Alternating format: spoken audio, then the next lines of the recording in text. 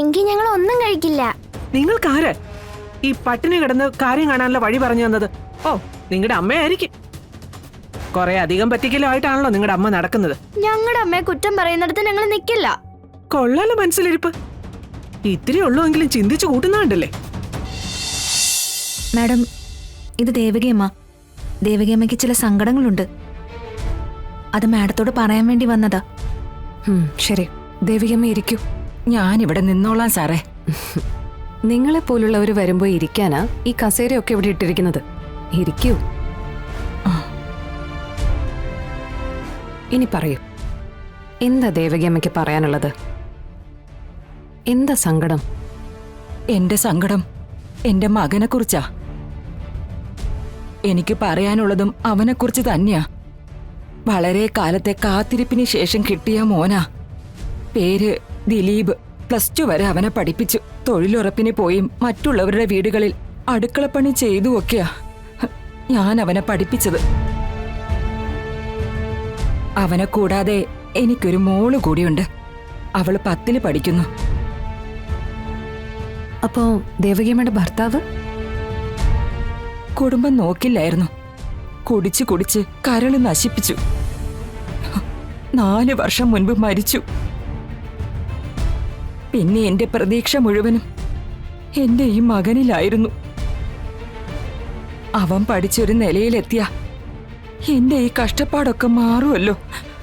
അവന്റെ അനുജത്തിക്ക് അവനൊരു സഹായമാവുമല്ലോ. പക്ഷേ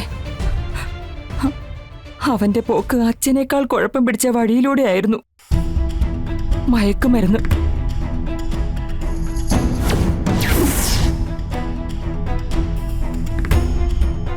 അതിന് അവന്റെ കുറെ കൂട്ടുകാരുമുണ്ട്.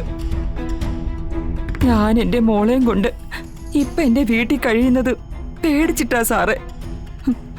ഈ മയക്കുമരുന്ന് ഉപയോഗിച്ചു കഴിഞ്ഞാ അമ്മയാണെന്നോ പെങ്ങളാണെന്നോ അവന് തിരിച്ചറിവില്ല. മോളെയും കൊണ്ട് ഞാൻ ആ വീട്ടിൽ കഴിയുന്നത് ഒരു അന്യ വീട്ടിൽ കഴിയുന്നത് പോലെയാ. പേടിയാ. കുറച്ചു നാളായിട്ട് എനിക്ക് ഉറക്കവുമില്ല. മകനെ പേടിച്ച് വെട്ടുകത്തിയും തലയ്ക്കൽ വെച്ച് കിടന്നുറങ്ങുന്നൊരു അമ്മയുടെ അവസ്ഥ മോളൊന്ന് ഓർത്തു നോക്കണം. അവന് ചീത്തയാക്കിയത് അവന്റെ കുറെ കൂട്ടുകാരാ. പോലീസിൽ പരാതി കൊടുത്തിട്ടൊന്നും ഒരു കാര്യം ഉണ്ടായില്ല. സാറിനെ കുറിച്ച് അറിഞ്ഞപ്പോ എനിക്കും എന്റെ മോൾക്കും നീതി കിട്ടുമെന്ന് തോന്നി. അതാ വന്നത്. സഹായിക്കണം.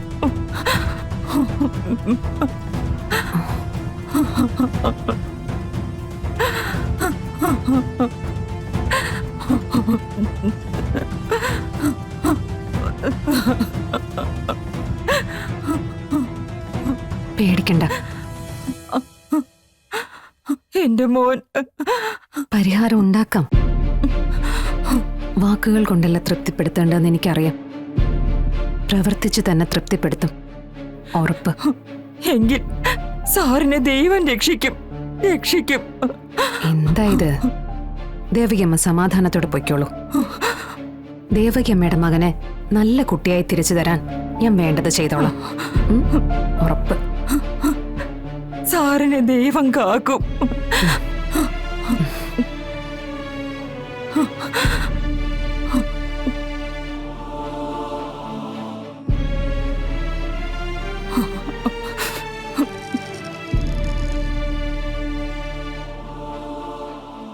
ഇപ്പോ +1 +2 മുതൽ തുടങ്ങും മാഡം. വളർന്നു വരുന്ന എല്ലാ തലമുറയും ഇപ്പൊ മയക്കുമരുന്നിന് അടിമകളാ. സ്കൂൾ കോമ്പൗണ്ടിന് സമീപമുള്ള പെട്ടിക്കടകളിൽ മുതൽ ഇപ്പൊ ഈ സാധനം കിട്ടുന്നുണ്ട്. ആഴത്തിലുള്ള വേരുകൾ അറുക്കുകയാണ് ആദ്യം വേണ്ടത്. അതിന് ദേവകിയമ്മയുടെ മകൻ ദിലീപിൽ നിന്ന് തന്നെ തുടങ്ങാം. മയക്കുമരുന്ന് മാഫിയക്കെതിരെ കർശന നടപടിയുമായി ശാലിനി ഇറങ്ങിയിരിക്കും, ഉറപ്പ്.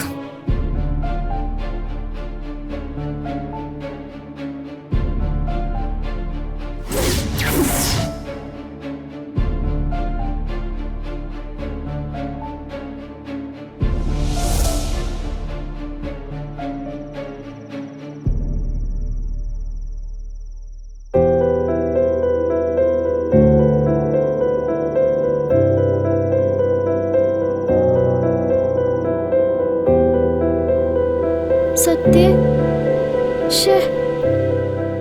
ഇന്നും നമുക്ക് അമ്മയടുത്ത് പോവാൻ പറ്റിയില്ല. ശരിയാ, എന്തെങ്കിലും ചെയ്യണം.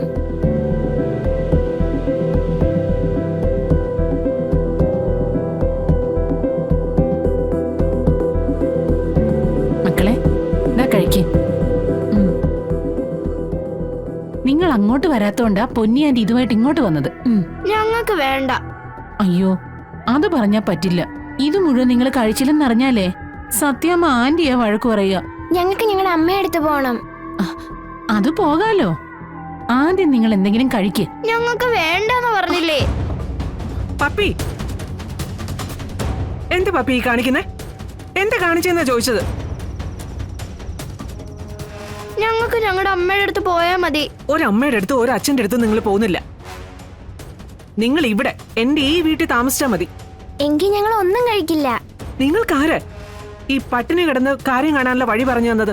ഓ, നിങ്ങളുടെ അമ്മയായിരിക്കും. കുറെ അധികം പറ്റിക്കലുമായിട്ടാണല്ലോ നിങ്ങളുടെ അമ്മ നടക്കുന്നത്. ഞങ്ങളുടെ അമ്മയെ കുറ്റം പറയുന്നിടത്ത് ഞങ്ങൾ നിൽക്കില്ല. കൊള്ളാലോ മനസ്സിലിരിപ്പ്. ഇത്തിരി ഉള്ളൂവെങ്കിലും ചിന്തിച്ചു കൂട്ടുന്നുണ്ടല്ലേ? ഇങ്ങനെ മര്യാദയ്ക്ക് ആഹാരം കഴിച്ചോളണം. ഇല്ല, ഞങ്ങൾ കഴിക്കില്ല. ഞങ്ങളെ തല്ലിയാലും ഞങ്ങൾ കഴിക്കില്ല. ആഹാ, അത്രയ്ക്കായോ? എന്നാൽ അത് അറിഞ്ഞിട്ട് എന്നെ കാര്യം. നിങ്ങളെ കഴിപ്പിക്കാൻ പറ്റുമെന്ന് ഞാൻ നോക്കട്ടെ. കഴിക്കേ കഴിക്കേ പപ്പി.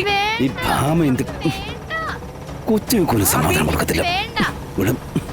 കഴിക്കാൻ കഴിക്കേ. നല്ല ആടി ഞാൻ വെച്ചേരും കേട്ടോ. കഴിക്കേ കഴിക്കങ്ങോട്ട്. വേണ്ട. ഭാമേ, എന്തോന്ന് ഇവിടെ കാണിക്കുന്നേ? വാ സത്യ. അവിടെ നിക്കേ. ഭാമേ, കയ്യാങ്കളിയൊന്നും വേണ്ട. അവരെല്ലാം കഴിക്കാൻ കഴിച്ചാ മതി. രാഘവട്ട, രണ്ടിനും നല്ല വാശിയാ. ആ, അക്കാര്യത്തെ അവർ അച്ഛമ്മയെ മോശമൊന്നുമല്ലല്ലോ. വിത്ത് ഗുണം 10 ഗുണമെന്നല്ലേ പറയുന്നേ? സത്യമേ, ഞാൻ കൊടുക്കാം.